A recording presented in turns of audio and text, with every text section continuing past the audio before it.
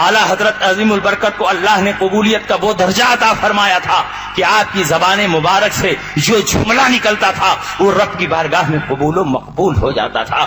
اعلیٰ حضرت عظیم البرکت اتنے پاکیزہ مجدد تھے, رب کی بارگاہ میں اتنے مقبول اور مستجاب تھے کہ اعلیٰ حضرت عظیم البرکت کی زبان سے جو بات بھی نکلی ہے رب کی بارگاہ میں قبول ہوئی ہے. حیات اعلیٰ حضرت اٹھا کر دیکھو, سینکڑوں واقعات اس میں موجود ہیں. میں صرف ایک واقعہ آپ کے سامنے پیش کرتا ہوں. اعلیٰ حضرت عظیم البرکت کے زمانے میں ایک بہت بڑے علم نجوم اور علم حیات کے ماہر تھے. ان کا نام ہے علامہ غلام حسین بریلوی. بریلی شریف میں ایک طلسمی پریس تھا, اس کے وہ مالک تھے. علامہ نقی علی خان کے دوست ہیں, اور جب باپ کا دوست سامنے آتا ہے تو آدمی باپ کی طرح اس کی تعظیم و تکریم کرتا ہے. اعلیٰ حضرت عظیم البرکت کی بارگاہ میں علامہ غلام حسین بریلوی تشریف لاتے ہیں. اعلیٰ حضرت عظیم البرکت ان کا احترام کرتے ہیں, مزاج پرسی کرتے ہیں, کیونکہ باپ کے دوست ہیں. علامہ غلام حسین بریلوی بہت بڑے نجومی اور علم حیات کے ماہر تھے. ستاروں کی چال دیکھ کر بتا دیتے بارش ہوگی کہ نہیں ہوگی. اعلیٰ حضرت عظیم البرکت کی بارگاہ میں آئے.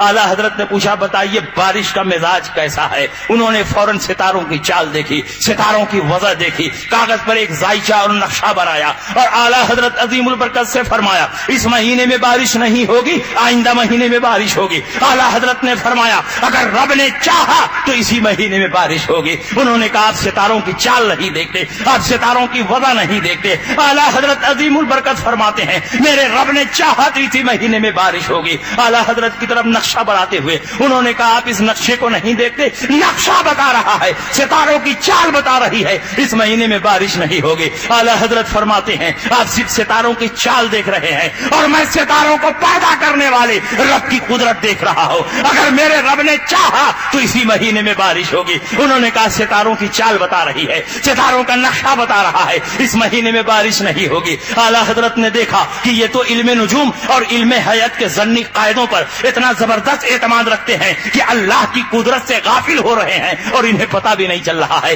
اس لیے ان کی رہنمائی ہونی چاہیے, ان کی تبلیغ ہونی چاہیے. اعلیٰ حضرت کے سامنے ایک کلاک لٹک رہی تھی, ایک گھڑی لٹک رہی تھی. اعلیٰ حضرت نے پوچھا بتائیے اس گھڑی میں کیا ٹائم ہوا ہے. انہوں نے کہا 11:15 بجے ہیں. اعلیٰ حضرت نے پوچھا 12 بجنے میں کتنا باقی ہے. انہوں نے کہا پونا گھنٹہ باقی ہے. اعلیٰ حضرت نے پوچھا کہ کیا پونا گھنٹہ نہیں گزرے گا تو 12 نہیں بجے گا, 12 کی گھنٹی نہیں بجے گی. انہوں نے کہا ہرگز نہیں, جب تک پونا گھنٹہ نہیں گزرے گا نہ 12 بج سکتا ہے نہ 12 کی گھنٹی بج سکتی ہے. اعلیٰ حضرت کھڑے ہوئے, بڑی سوئی کو کھینچ کر 12 پہ کر دیا, فوراً 12 بج گیا, 12 کی گھنٹی بج گئی. اعلیٰ حضرت نے فرمایا آپ تو کہہ رہے تھے جب تک پونا گھنٹہ نہیں گزرے گا نہ 12 بج سکتا ہے نہ 12 کی گھنٹی بج سکتی ہے. دیکھیے 12 بھی بج گیا, 12 کی گھنٹی بھی بج گئی. انہوں نے کہا آپ نے بڑی سوئی کو کھینچ کر 12 پہ کر دیا, اس لیے فوراً 12 بج گیا, 12 کی گھنٹی بج گئی. اگر یہ سوئی اپنی فطری رفتار سے چلتی تو پونا گھنٹہ گزرنے کے بعد ہی 12 بجتا. اعلیٰ حضرت فرماتے ہیں یہی نقطہ تو میں آپ کو سمجھانا چاہتا ہوں.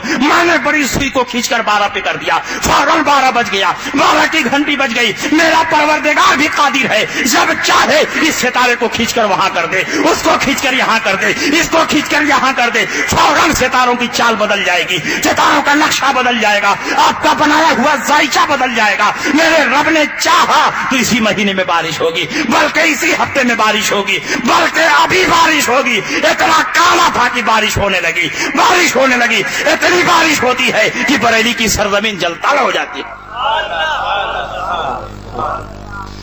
آپ بتائیے رب کی بارگاہ میں یہ مقبولیت کی دلیل ہے کہ نہیں ہے؟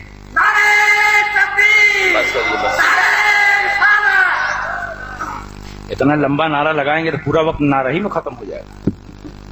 چپ چاپ سنیے, سننے والی تقریر صرف سنی جاتی ہے. اب یہ بتائیے کہ اعلیٰ حضرت کی مقبولیت کی دلیل مل رہی ہے کہ نہیں مل رہی ہے؟ اور ایک اور دلیل پیش کرتے ہیں اور تقریر ختم کر دیں کیونکہ ٹائم زیادہ ہو رہا ہے, صبح میں مدرسہ بھی پہنچنا ہے. ٹھیک اس وقت جبکہ جمعہ کی اذان ہو چکی تھی, ایک شامی بزرگ بیت المقدس میں جمعہ کی نماز ادا کرنے کے لیے تشریف لے گئے. اچانک ان کی آنکھ لگی اور نبی اکرم صلی اللہ علیہ وسلم کی زیارت ہوئی. آپ نے دیکھا کہ حضور علیہ السلام تشریف فرما ہیں, حضور کے ساتھ حضور کے خلفائے راشدین اور چند صحابہ ہیں, اور مجمع پر سکوت طاری ہے. بزرگ نے آثار و قرائن سے سمجھ لیا کہ لگتا ہے کسی کے آنے کا انتظار ہے۔ بزرگ نے کہا یا رسول اللہ کیا کسی کے آنے کا انتظار ہے؟ تو حضور علیہ السلام فرماتے ہیں ہاں کسی کے آنے کا انتظار ہے۔ بزرگ نے ہمت کر کے پوچھا یا رسول اللہ کس کے آنے کا انتظار ہے؟ تو رسول پاک فرماتے ہیں مولانا احمد رضا کے آنے کا انتظار ہے۔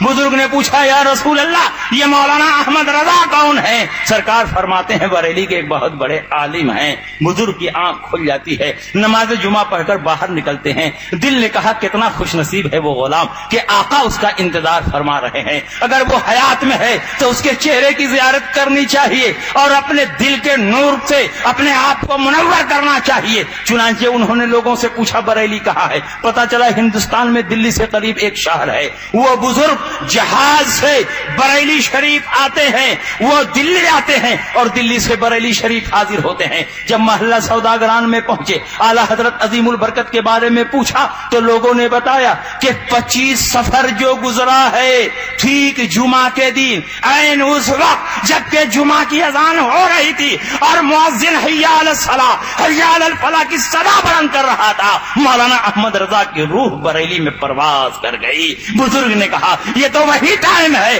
جب میں بیت المقدس میں حاضر تھا، میں نے خواب میں دیکھا تھا آقا کائنات تشریف فرما ہے، آپ کے ساتھ صحابہ ہیں، مجمع پر سکوت طاری ہے۔ میں نے پوچھا تھا یا رسول اللہ کس کے آنے کا انتظار ہے؟ تو سرکار نے فرمایا تھا مولانا احمد رضا کے آنے کا انتظار ہے۔ لگتا ہے یہاں بریلی میں احمد رضا کی روح نکل رہی ہے اور وہاں بیت المقدس میں نبی اکرم صلی اللہ علیہ وسلم کی بارگاہ میں مقبول ہو رہی ہے۔ یوں تو سارے غلام اپنے آقا کا انتظار کرتے ہیں، لیکن مولانا احمد رضا نے پوری زندگی ناموس رسالت کی حفاظت کی ہے، مصطفیٰ جان رحمت کے عشق میں زندگی کا ایک ایک لمحہ گزارا ہے۔ تو اب نبی کی بارگاہ میں اتنے مقرب ہو گئے ہیں کہ جب اس غلام کی روح نکل رہی ہے تو آقا کائنات اس روح کا انتظار فرما رہے ہیں۔ یہ اس بات کی دلیل ہے کہ مولانا احمد رضا رب کی بارگاہ میں بھی مقبول ہے اور رب کے مقبول رسول مقبول کی بارگاہ میں بھی امام احمد رضا مقبول